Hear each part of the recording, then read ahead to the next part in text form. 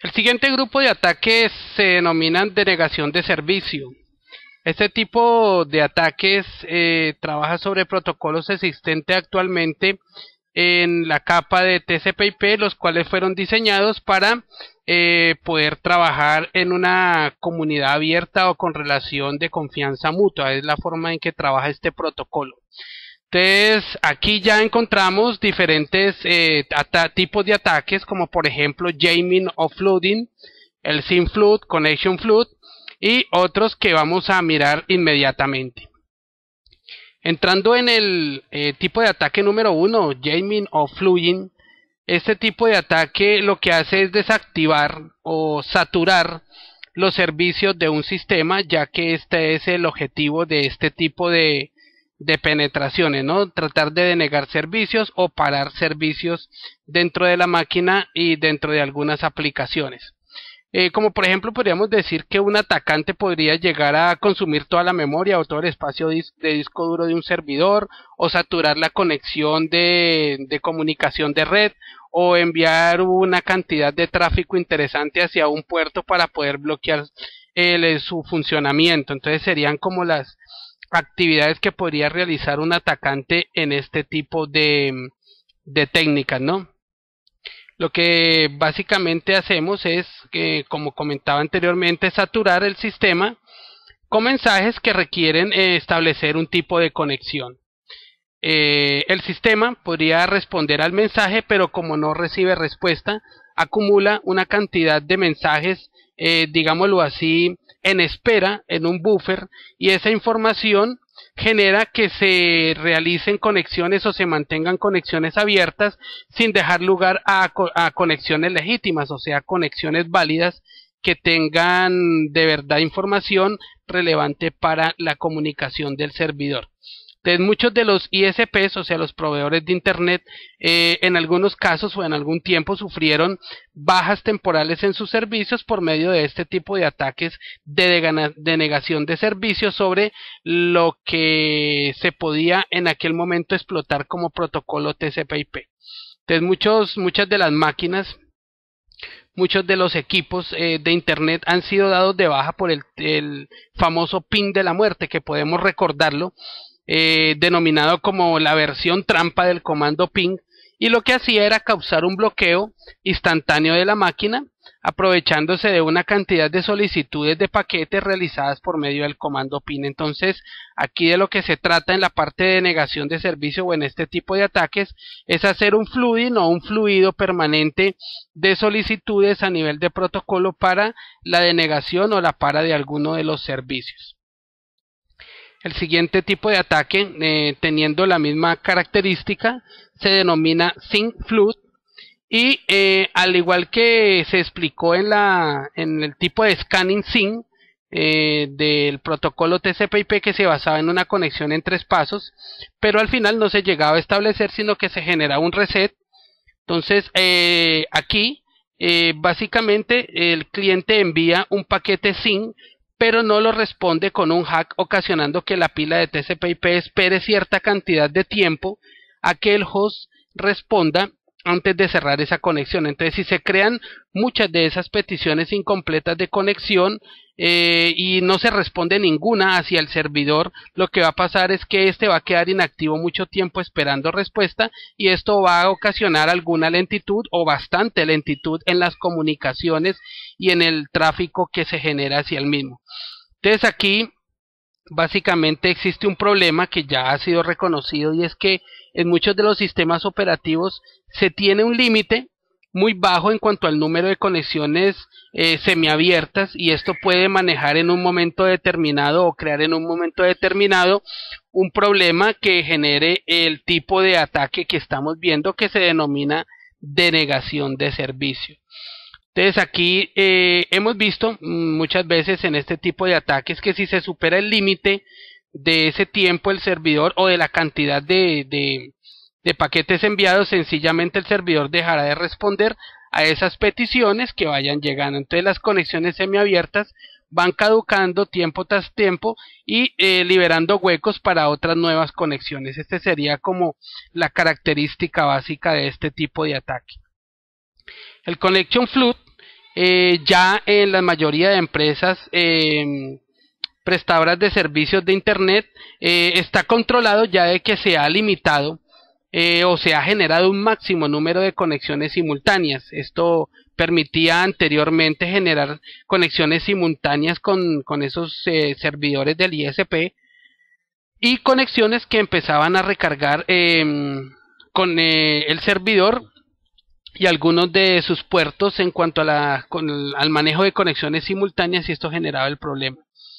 Entonces, en aquella época, ¿qué podía suceder? A ver, que un servidor web puede llegar a tener, o podía llegar a tener, por ejemplo, una capacidad para atender 1000 usuarios simultáneos. Pero si el atacante establecía 1000 conexiones y no realizaba ninguna petición sobre ellas, lo que hacía era monopolizar el canal, monopolizar todas las conexiones, y el servidor se caía por ese tema. Eso es lo que sucedía con Connection Flood, a diferencia de los otros que son conexiones no hechas. Estas sí se realizaban las conexiones, pero se dejaban las conexiones, o se dejan las conexiones abiertas, y no se le generaba ningún tipo de petición al servidor. Lo que hacíamos era mantener conexiones establecidas permanentemente sin ningún tipo de control. Pues como ya se ha comentado, pues esto ya ha sido solucionado por la mayor cantidad de ISPs o de entidades que requieren que sus servidores presten servicios importantes a través de Internet. El siguiente, que es NetFlood, como todos los demás que hemos visto, tienen relación con el flujo de información o el flujo de solicitudes o el flujo de tráfico hacia el servidor. Aquí en el NetFlood, aunque se filtre el tráfico en los sistemas víctimas, podrías decirlo así, en las líneas se estarán saturadas con tráfico malicioso. O sea, no solamente es generar conexión o conexiones no terminadas, sino que también se puede llegar a ocupar la red con conexiones o con tráfico de información maliciosa.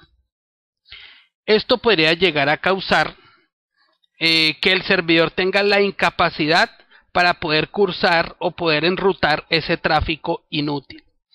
Entonces, un ejemplo habitual de este tipo es de pronto el tema del teléfono. Hagamos la simulación como si alguien quisiera molestar y solamente tiene que hacer una llamada de forma continua. Si se cuelga el teléfono, la persona vuelve y molesta, vuelve y llama, vuelve y se contesta, vuelve y molesta, y así sucesivamente, lo que quiere decir que la información que se está generando en ese tipo de comunicación telefónica no tiene ningún tipo de objetivo, y es una información básicamente dañina. Entonces, por acá, de pronto ya el dead flooding maneja algo similar, o el objetivo es algo similar, ya que el atacante envía una serie de paquetes. Este va a enviar tantos paquetes de solicitud de conexión que las conexiones auténticas simplemente no pueden competir o no pueden enrutar.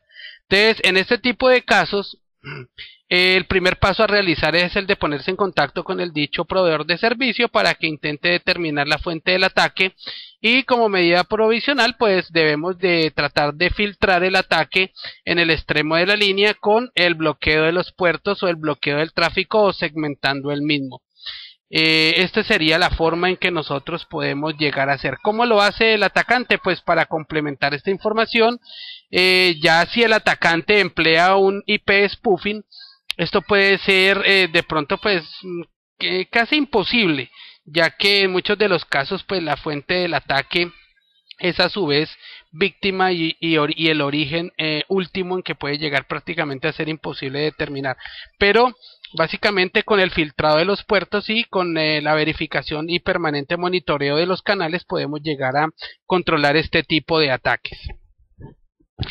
El LAN attack, a diferencia de los demás, consiste en más bien aprovechar un bug o un error en la implementación de la pila de TCP/IP en las plataformas de Windows, básicamente. Aquí, ¿qué se puede realizar? O sea, lo que se hace es mandar a cualquiera de los puertos abiertos en el servidor. Normalmente este tipo de ataques utilizan el 113 o el 139. Entonces lo que se hace es enviar un paquete que está maliciosamente construido, está manipulado, con la dirección y el puerto origen igual a la dirección y el puerto del destino. Es como si se estuviera autoenviando algún tipo de información el mismo servidor, y esto va a generar una saturación o un problema ya a nivel de tráfico también. Entonces, aquí lo que se haría es de pronto ver como ejemplo el que se pueda llegar a enviar, por ejemplo, una dirección 10.0.0.1 sobre el puerto 139, hacerse reenvíos hacia ella misma. Entonces, el resultado de todo esto va a ser que luego de cierta cantidad de mensajes enviados y recibidos por la misma máquina, esta va a terminar colgándose y generando algún problema de denegación en esos servicios que se estén trabajando. Entonces, este tipo de ataques de LAN attack son muy importantes conocerlos, pues por este tipo de forma de trabajo. De este tipo de ataques de LAN attack existen ya otras variantes o otras formas de realizarlo.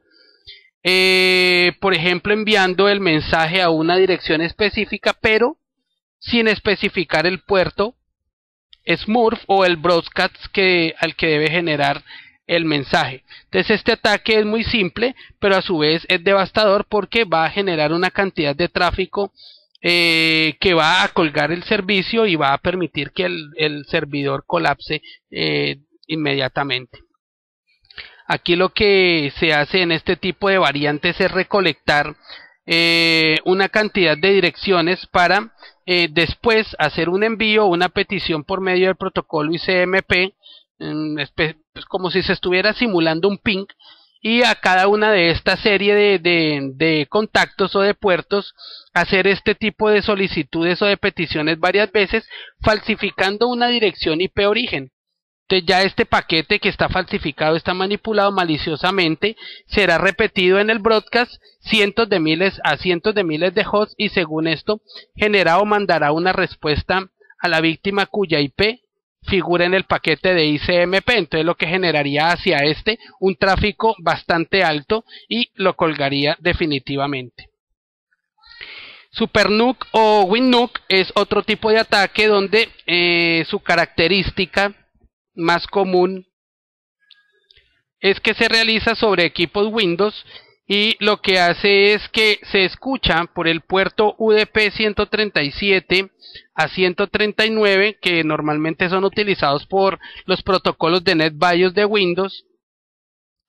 Se generan escuchas permanentes, lo que va a generar que queden fuera de servicio o se disminuya el rendimiento al momento de enviar esta solicitud de paquetes UDP manipulados. Entonces generalmente esos fragmentos de paquetes a la máquina víctima llegan y esta detecta estos paquetes, como están manipulados, los detecta como inválidos, pasándolos a un estado de espera. Entonces esto va a generar un tipo de problema ya interesante acá.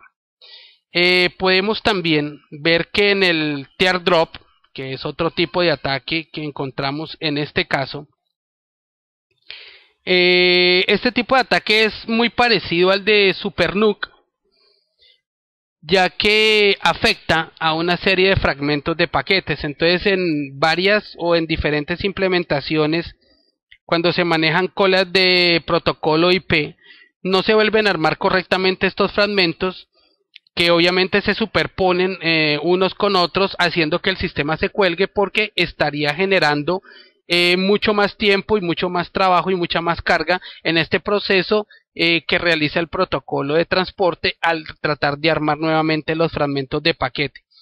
Entonces en Windows NT, por ejemplo, el de Microsoft, era especialmente vulnerable a este tipo de ataques.